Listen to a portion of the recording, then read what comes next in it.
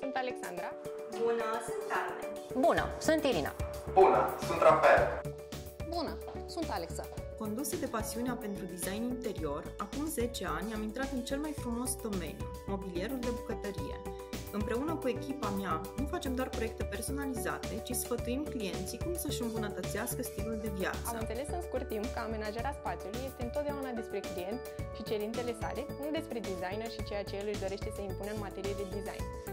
Meseria mea este să ambalez preferințele clientului, astfel încât rezultatul final să mă reprezinte și pe mine. Chiar dacă stilul modern minimalist mă definește, unele dintre cele mai frumoase realizări ale mele sunt proiectele clasice, așa că te voi ghida cu pasiune și cu toată experiența mea în proiectul de amenajare, indiferent de liniile de design preferate.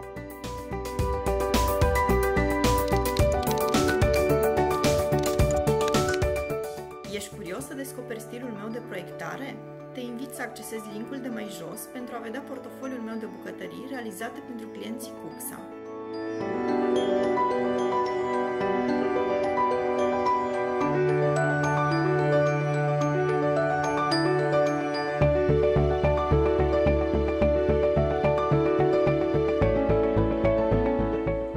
De-abia aștept să realizăm împreună proiectul bucătăriei tale Cuxa. Sunt nerăbdătoare să realizăm împreună proiectul bucătăriei tale Cuxa. Sunt nerăbdătoare să realizăm împreună proiectul bucătăriei tale Cuxa.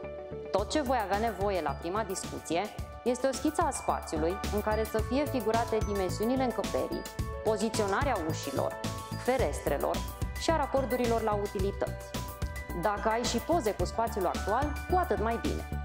Înainte de a plasa comanda, vom trimite oricum un specialist în măsurători pentru a ne asigura că tot ceea ce am conceput împreună se va potrivi la milimetru cu spațiul tău.